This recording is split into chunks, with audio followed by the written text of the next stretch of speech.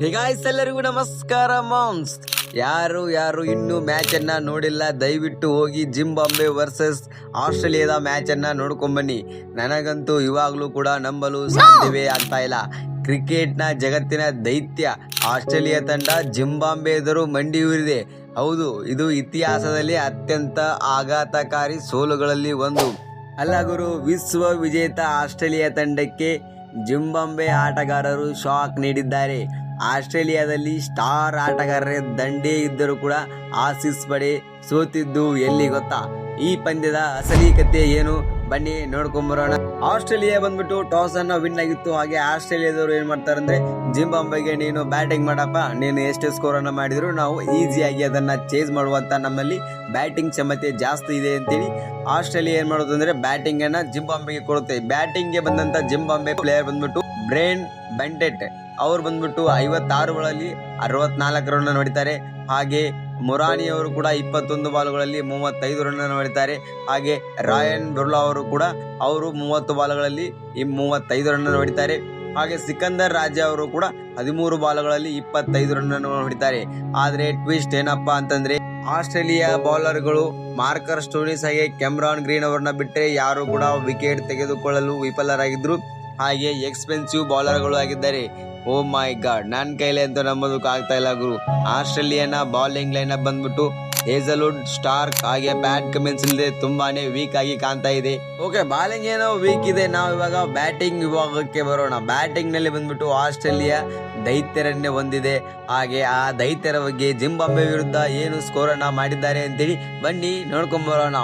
ಆಸ್ಟ್ರೇಲಿಯಾನ ದೈತ್ಯ ಆಗಿರುವಂತ ಜಾಸ್ English wicket keeper come batsman, ಹಾಗೆ ಟ್ರಾವಿಸ್ ಹೆಡ್ ಅವರು ಬಂದ್ಬಿಟ್ಟು ಓಪನಿಂಗ್ ಆಗಿ ಜಿಂಬಾಬ್ವೆ ತಂಡಕ್ಕೆ ಶಾಕ್ ಕೊಡಕ್ ಬಂದು ತಾವೇ ಶಾಕ್ ಅನ್ನ ಅನುಭವಿಸಿದ್ರು. ಏಕಪ್ಪ ಅಂತಂದ್ರೆ, ಇವರು ಓಪನಿಂಗ್ ಆಗಿ ಬಂದಂತ ಬ್ಯಾಟ್ಸ್ಮನ್ ಇಂಗ್ಲಿಷ್ ಅವರು 4 ಬಾಲ್ಗೆ 8 ರನ್ ಗಳಿಸಿ ಬ್ಲೆಸ್ಸಿಂಗ್ ಮುಜರ್ಬಾನಿ ಅವರಿಗೆ ವಿಕೆಟ್ ಅನ್ನು ಒಪ್ಪಿಸಿ ಅಷ್ಟೇ ಬೇಗ ಪೆವಿಲಿಯನ್ ಹತ್ರ ಹೋಗ್ತಾರೆ.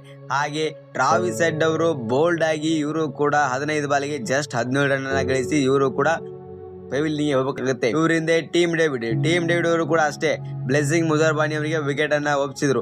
ಬ್ಲೆಸ್ಸಿಂಗ್ ಮುಜರ್ಬಾನಿ ಅವರು ಯಾರು ಅಂತೇಳಿ ನಿಮ್ಗೆ ಆಲ್ರೆಡಿ ಗೊತ್ತಿದೆ ಅನ್ಸುತ್ತೆ. ಏಕಪ್ಪ ಅಂತಂದ್ರೆ, ಇವರು ಲಾಸ್ಟ್ ಇಯರ್ ಬಂದ್ಬಿಟ್ಟು ನಮ್ಮ ರಾಯಲ್ ಚಾಲೆಂಜರ್ಸ್ ಬೆಂಗಳೂರು ತಂಡದಲ್ಲಿ ಆಡಿದ್ರು. ಹಾಗೆ ಒಂದು ಕಪ್ ನ ಜೊತೆಗೆ ಪೋಸ್ ಕೂಡ ಕೊಟ್ಟಿದ್ರು.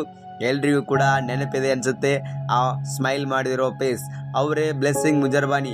ಇಂದು ಆಸ್ಟ್ರೇಲಿಯಾನ ತಂಡಕ್ಕೆ ಸೋಲನ್ನ ತಂದ ಕೊಟ್ಟಂತ ವ್ಯಕ್ತಿ. ಆಸ್ಟ್ರೇಲಿಯಾ ಪರವಾಗಿ ಸ್ವಲ್ಪ ಮಾನ ಮರ್ಯಾದೆ ಉಳಿಸೋ ಕೆಲಸ ಮಾಡಿದ್ದಂತಂದ್ರೆ ಅದು ಗ್ಲೆನ್ ಮ್ಯಾಕ್ಸ್ವೆಲ್. ಇವರು ಅಂತ ಸ್ಟ್ರೈಕ್ ರೇಟ್ ಏನು ಹೈ ಇಲ್ಲ, ಆದ್ರೆ ಟೀಮ್ ಬಂದ್ಬಿಟ್ಟು ಲೋ ಇದ್ದಾಗ ಇವರು ಸ್ವಲ್ಪ ಕಾಪಾಡಿದ್ದಾರೆ. 32 ಬಾಲಿಗೆ 31 ರನ್ಗಳನ್ನ ಗ್ಲೆನ್ ಮ್ಯಾಕ್ಸ್ವೆಲ್ ಅವರು ಗಳಿಸ್ತಾರೆ. ಇನ್ನು BBL ನ ಪ್ರತಿಭೆ ಬಂದ್ಬಿಟ್ಟು ಮ್ಯಾಥ್ಯೂ ರೆನ್ಸೋ. ಇವರು ಬಂದ್ಬಿಟ್ಟು 44 ಬಾಲ್ಗಳಲ್ಲಿ 65 ರನ್ ಗಳಿಸ್ತಾರೆ. ಹಾಗೆ ತಂಡವನ್ನ ವಿನ್ನಿಂಗ್ ನ ದಡ ಸೇರಿಸೋದಕ್ಕೆ ಇವ್ರ ಕೈಯಿಂದನೂ ಕೂಡ ಆಗೋಲ್ಲ. ಇವರು ಕೂಡ ಬ್ಲೆಸ್ಸಿಂಗ್ ಮುಜರ್ಬಾನಿ ಅವರಿಗೆ ವಿಕೆಟ್ ಅನ್ನ ಒಪ್ಪಿಸಿ ಹೋಗ್ತಾರೆ. ಇಲ್ಲಿ ಆಸ್ಟ್ರೇಲಿಯಾ ಸೋಲು ಅನ್ನೋದಕ್ಕಿಂತ ನಾವು ಜಿಂಬಾಬ್ವೆಗೆ ಗೆಲುವು ಅನ್ಬೇಕಾಗುತ್ತೆ. ಹೇಗಪ್ಪ ಅಂತಂದ್ರೆ, ಇವರು ಕೂಡ ಪ್ರೀವಿಯಸ್ ಇಯರ್ ಇಂದ ಚೆನ್ನಾಗಿ ಮ್ಯಾಚ್ ಅನ್ನ ಆಡ್ಕೊಂಡ್ ಬರ್ತಾ ಇದ್ದಾರೆ. ಹಾಗಾಗಿ ಇದು ಆಸ್ಟ್ರೇಲಿಯಾಗೆ ಸೋಲಾದ್ರೆ ಶಾಕ್ ಅನ್ಸುತ್ತೆ. ಹಾಗೆ ಜಿಂಬಾಬ್ವೆ ಗೆಲುವು ಕೂಡ ನಾವು ಅಷ್ಟೇ ಈಸಿಯಾಗಿ ತಗೊಳ್ಳೋದಕ್ಕೆ ಆಗಲ್ಲ. ಏಕಪ್ಪ ಅಂತಂದ್ರೆ, ಅವರು ಕೂಡ ತುಂಬಾನೇ ಹೈ ಎಫರ್ಟ್ ಇಂದ ಗೆದ್ದಿದ್ದಾರೆ. ಚೆನ್ನಾಗಿ ಬ್ಯಾಟಿಂಗ್ ಅಂಡ್ ಬೌಲಿಂಗ್ ಕೂಡ ಮಾಡಿದ್ದಾರೆ. T20 ವರ್ಲ್ಡ್ ಕಪ್ ನಲ್ಲಿ ಬಂದ್ಬಿಟ್ಟು ಇವಾಗ ಟ್ವಿಸ್ಟ್ ಮೇಲೆ ಟ್ವಿಸ್ಟ್ ಸಿಗ್ತಾ ಇದೆ. ಅದು ಕೂಡ ನೀವು ನೋಡ್ತಾ ಇದೀರಿ ಅನ್ಸುತ್ತೆ. ವೆಸ್ಟ್ ಇಂಡೀಸ್ ನ ದೈತ್ಯರು ಕೂಡ ಇಂಗ್ಲೆಂಡ್ ತಂಡವನ್ನ ಮಣಿಸಿದ್ದಾರೆ. ಇವಾಗ ಬಂದ್ಬಿಟ್ಟು ಜಿಂಬಾಬ್ವೆದವರು ಬಂದ್ಬಿಟ್ಟು ಮತ್ತೆ ಆಸ್ಟ್ರೇಲಿಯಾ ತಂಡವನ್ನ ಸೋಲಿಗೆ ಈಡು ಮಾಡಿದ್ದಾರೆ. ಇದೇ ತರದ ಕ್ರಿಕೆಟ್ ಅಪ್ಡೇಟ್ ಗಳಿಗಾಗಿ ನೀವು ನಮ್ಮ ಚಾನೆಲ್ ಅನ್ನ ಸಬ್ಸ್ಕ್ರೈಬ್ ಮಾಡೋದನ್ನು ಕೂಡ ಮರಿಬೇಡಿ.